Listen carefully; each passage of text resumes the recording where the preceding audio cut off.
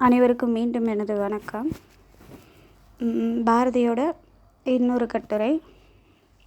அவ்வளோதான், 5 கட்டுரை பாரதியை பற்றி எழுதியிருந்தேன். இது 5வது கட்டுரை. சரிங்களா? இதெல்லாம் அப்பப்போ அடுத்தடுத்து தொடர்ந்து எழுதுனதில்ல. ஒரு வருஷம் கேப்பு அந்த மாதிரி எழுதுனது. இது ஆரம்ப காலத்தில் எழுதுனது. இப்போ தான் எடுக்க முடிஞ்சிச்சு. அதனால் பாரதியின் வேண்டுதல் வினா கட்டளை. பாரதியின் தலைப்பு பாரதியின் வேண்டுதல் வினா கட்டளை. முன்னுரை. எட்டயபுரத்தில் பிறந்த முண்டாசு கவிஞனான பாரதி கவிதை எழுதுவதையே தன் வாழ்நாள் இலட்சியமாக கொண்டவர். பாரதி தன் கவிதைக்கு கருப்பொருள் ஆக்காத பொருள்கள் உலகத்தில் இல்லை என்றே கூறலாம். அந்த அளவிற்கு பாரதி கவிதைகள் புனைந்துள்ளார். விடுதலை காலம் தொடங்கி 20ஆம் நூற்றாண்டு வரை ஒரு தீர்க்கதரிசி போல் பின் வருவதை முன் உணர்ந்து கவிதைகள் பல புனைந்துள்ளார். இறைபக்தி கொண்டும் தன் கவிதைகளை இயற்றியுள்ளார். இத்தகைய பாரதியின் கவிதைகளில் அவர் தனக்கு இதையெல்லாம் தா என்று வேண்டுதல் தொடங்கி, அநீதி நடக்கும்போது அதற்கெல்லாம் தீர்வு என்ன என வினவுதல், மனிதர்களுக்கும் குழந்தைகளுக்கும் தெய்வத்திற்கும் நீங்கள் இவ்வாறு இருத்தல் வேண்டும் என கட்டளையிடுதல் வரை பல கவிதைகளை புனைந்துள்ளார். பாரதியின் இத்தகைய வேண்டுதல் வினா கட்டளைகளை ஆராய்வதாக இக்கட்டுரை அமையும். பாரதி அன்னையிடம் வேண்டுதல். பாரதி தன் அன்னையாகிய மகாசக்தியிடம் தன் அகத்தேவைகளான தான் நினைத்த காரியங்கள் யாவும் நிறைவேற வேண்டும், நல்ல காரியங்களையே தன் மனம் எண்ணுதல் வேண்டும், உறுதி வாய்ந்த நெஞ்சும் தெளிந்த நல்லறிவு போன்றவற்றை எல்லாம் தனக்கு அருள வேண்டும், தான் செய்த பிழைகள் சூரியனை கண்ட பனி போல உன்னை கண்ட மாத்திரத்தில் விலக வேண்டும் என்கிறார். இவ்வாறு அகத்தேவைகள் பற்றி அன்னையிடம் வேண்டுகின்றார்.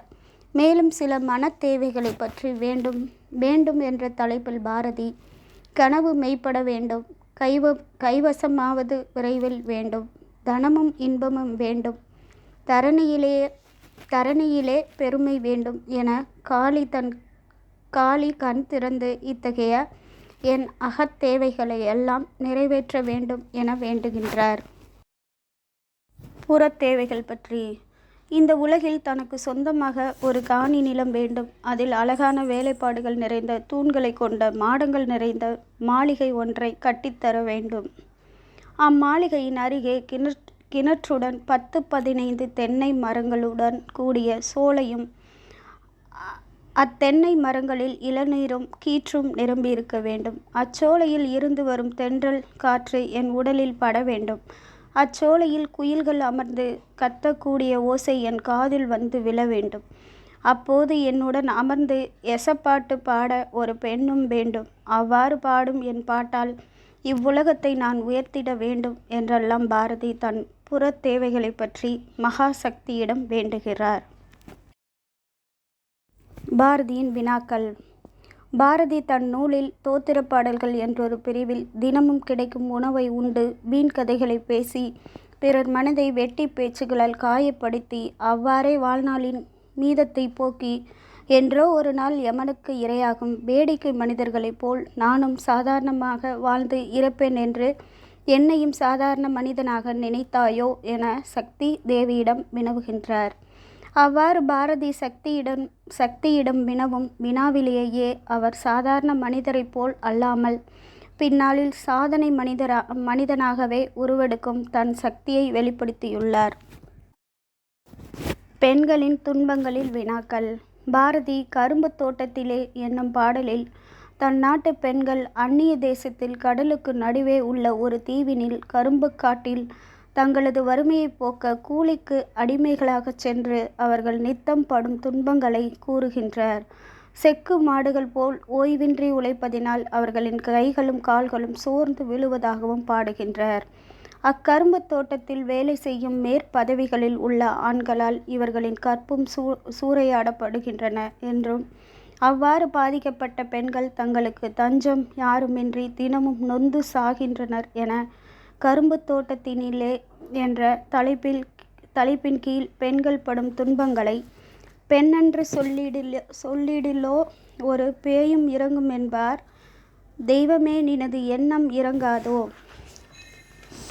இந்து மாதர்தம் நெஞ்சு கொதித்து கொதித்து மெய் சுருங்குகின்றனரே, அவர் துன்பத்தை நீக்க வழி இல்லையோ?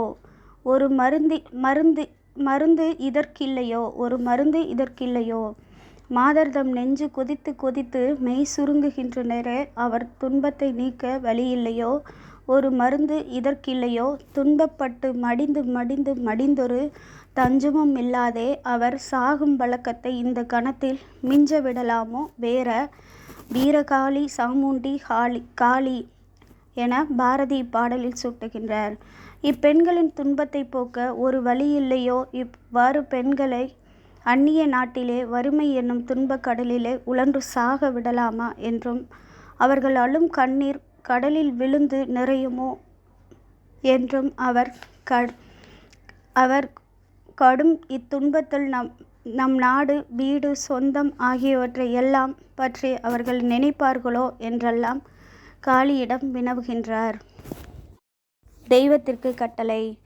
தன்னிடம் உள்ள தீய பண்புகளை எல்லாம் போக்கிவிடு என சக்தியிடம் வேண்டும் பாரதி மற்றொரு பாடலில், மோகத்தை கொன்றுவிடு அல்லாலென் மூச்சை நிறுத்திவிடு, சிந்தை தெளிவாக்கு அல்லால் இதைச் செத்த உடலாக்கு என்றெல்லாம் மகாசக்திக்கு விண்ணப்பம் என்ற பாடலில் தெய்வத்திற்கு கட்டளையிடுகின்றார்.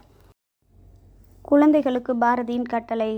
பாரதி குழந்தைகளுக்கு கட்டளையிடும் போது, ஓய்ந்து உட்காராமல் ஓடி விளையாடு, மற்ற குழந்தைகள் அனைவரோடும் ஒற்றுமையாக விளையாடு, பறவைகளை கண்டு மகிழ்ச்சி கொள், பொய் சொல்லாதே, புறம் பேசாதே, பகைமை செய்பவரை கண்டு பயம் கொள்ளாது எதிரில் நின்று போராடு, துன்பத்தை கண்டு சோர்ந்து விடாதே, சோம்பல் மிக கெடுதி, அதை உன்னிடம் அண்ட விடாதே, தாய் சொன்ன சொல்லை தட்டாதே, பிரச்சனைகளை கண்டு தேம்பி எழாமல் திடம் கொண்டு போராடு, தினமும் காலையில் எழுந்து படிப்பதை பழக்கப்படுத்திக் கொள், அமிழ்தை போன்ற இனியது தமிழ்மொழி, அதை தொழுது தமிழ்மொழியில் கல்வி கற்றிடு, நமது தமிழ் திருநாட்டை தன்னை பெற்ற தாயைப்போல் மதித்து போற்று என்றெல்லாம் ஓடி விளையாடு பாப்பா என்ற பாடலில் குழந்தைகளுக்கு அன்பு கட்டளைகளை பாரதி இடுகின்றார். மனிதர்களுக்கு பாரதியின் கட்டளை. நேர்பட பேசு, நெற்றி சுருக்கிடேல், நாளெல்லாம் வினைசெய், கற்றது ஒழுகு, பெரிதினும் பெரிது கேள், தையலை உயர்வு செய், தேசத்தை காத்திடு, தோல்வியில் கலங்காதே, புதியன விரும்பு, போர்த்தொழில் பழகு, அச்சம் தவிர், ஆண்மை தவறேல், குன்றென நிமிர்ந்து நில், தீயோருக்கு அஞ்சேல், ரவுத்திரம் பழகு, மூப்பினுக்கு இடங்கொடேல், யாரையும் மதித்து வாழ், யவனர் போல் முயற்சி கொள், ஊன்மிக விரும்பு, சாவதற்கு அஞ்சேல், கல்வியதை விடேல் என்றெல்லாம் மனிதர்களுக்கு பல கட்டளைகளை இடுகின்றார். மேலும் பாரதி சமுதாயம் என்ற கவிதையில், தனியொருவனுக்கு உணவில்லை எனில் ஜகத்தினை அழித்திடுவோம் என்ற புதிதான ஒரு விதியை செய்வோம், அதை எந்நாளும் பின்பற்றுவோம் என மனிதனை பார்த்து கட்டளையிடுகின்றார்.